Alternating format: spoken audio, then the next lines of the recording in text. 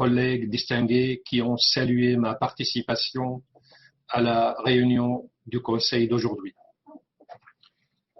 Mr. President, Socrates spoke truth when he said, and I quote, "Humanity is not a religion, but a rank that some people reach," unquote.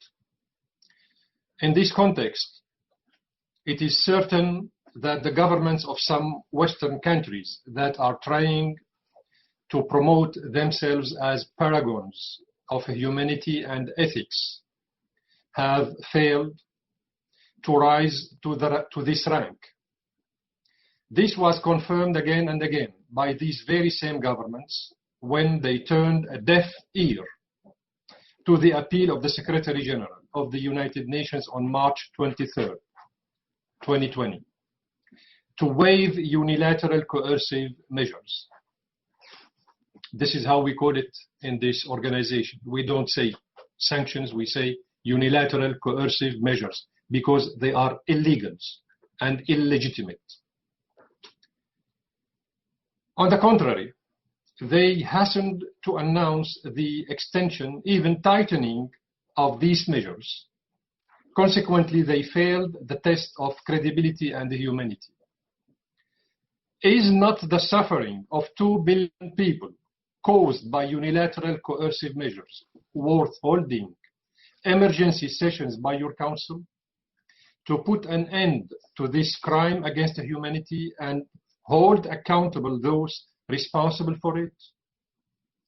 Is not lifting those measures against 24 million Syrians worth the immediate action by the so-called humanitarian co-penholders instead of what we have witnessed today and in other relevant sessions of the Council of the feverish efforts to promote false allegations and accusations and failed attempts to evade responsibility for economic terrorism and collective punishment practiced against millions of Syrian civilians? How do you expect any sane person to believe that Germany and Belgium, as the humanitarian co-penholders, and behind them the United States, the UK and France, harbor any goodwill or a humanitarian concern for the security and welfare of the Syrians at a time where they target every Syrian through harming their livelihoods, access to medicine, children's food, security and resources of their country? In addition to the above, these countries support the American, Turkish, Israeli occupation of parts of my country and the crimes committed directly or indirectly through proxy separatist militias and terrorist organizations. It is terribly sad for the free of this world to see that these countries are assuming the role of judge, jury, and executioner at this council at the same time. Mr. President, the governments of some of the members of this council have insisted on their hostile policies toward my country, to the degree that they are completely unable to play any positive and constructive role regarding the situation in my country and the region. This is attested to by the silence and pressure imposed on the Security Council by the member states, who try to render the Council as a platform for NATO, rather than for maintaining peace and security. The governments of these countries seem to surrender to the whims and ambitions of the American administration and are fond of the policies of occupation, Turkification, and the support of terrorism practiced by the Erdogan regime on the territories of my country. These governments also support Erdogan's expansionist ambitions and crimes against Syria, Iraq, Egypt, Libya, Tunisia, Armenia, Greece, and Cyprus, as well as his violations of the rights of all his opponents from friendly Turkish people. Such violations were clear in the aftermath of the alleged coup attempt. You are fully aware that this coup was followed by massive violations of the rights of tens of thousands of civilians and Turkish state employees. Let me be clear. If some people dream of repeating the experience of the Turkish occupation of parts of Cyprus since 1974, in my country, we will not allow that to happen, even if the NATO itself is behind Erdogan. I invite my fellow NATO representatives in this council to answer our questions openly and without equivocation. Do you support international law and the UN Charter? Or do you support the US Turkish-Israeli occupation of parts of my country?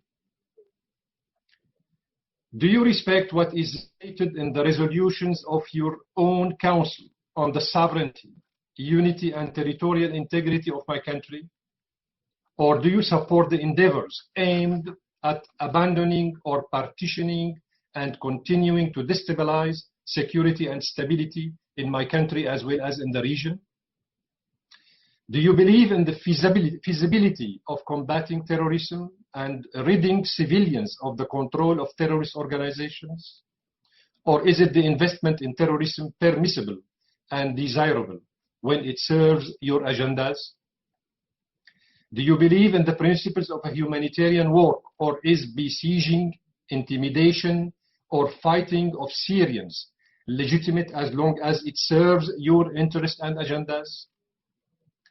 And how do you explain your silence about Erdogan's prevention of humanitarian convoys from inside Syria, reaching the areas he occupies in the northwest, as was the case for the convoy that was supposed to go to the Al-Atarib region and its surrounding, and which was approved by the Syrian government on April 14th, 2020. April 14th, 2020.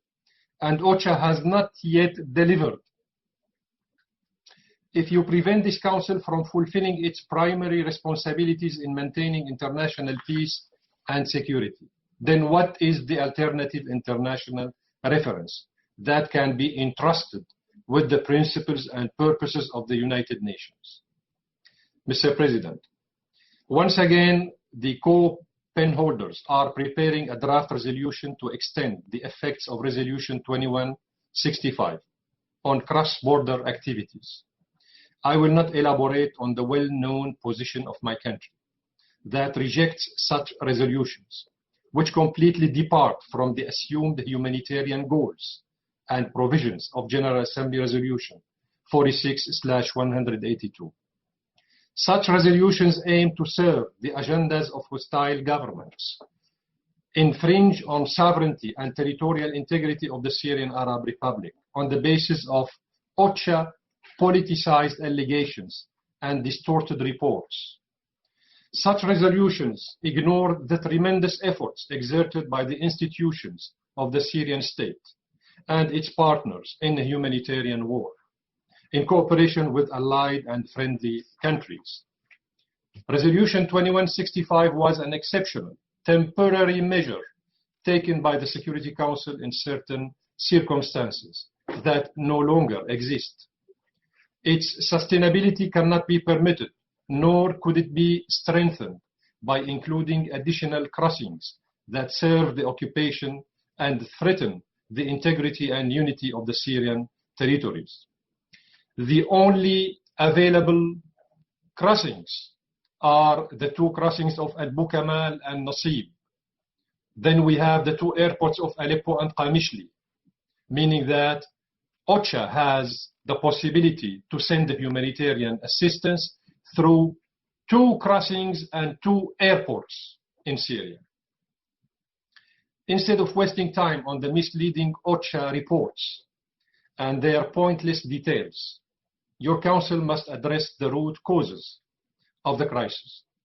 That would consequently restore security and stability and improve the humanitarian situation. This means ending the US-Turkish occupation and its crimes, such as destroying Syrian infrastructure, looting of various resources, and burning agricultural crops, Addressing the root cause of the crisis entails supporting the efforts of the Syrian state and its allies in combating terrorism, in addition to the immediate lifting of unilateral coercive measures. The effects of these measures are not only limited to the livelihood of millions of Syrians, but also aim, among other things, to divide my country. This is confirmed by the notorious Caesar Act, which excluded northeastern Syria from its provisions in order to encourage separatist tendencies among the proxy militias of the occupation and try to create new facts on the ground. Mr. President, my delegation renews its call to countries that have pledged and committed to respecting international law and the maintenance of international peace and security, to put an end to the politicization of the humanitarian issue in my country, support the efforts of the Syrian state in the humanitarian and development domains. These countries should also reject the political conditions and dictates set by some governments with the aim of obstructing the reconstruction and recovery efforts, as well as the return of displaced Syrians.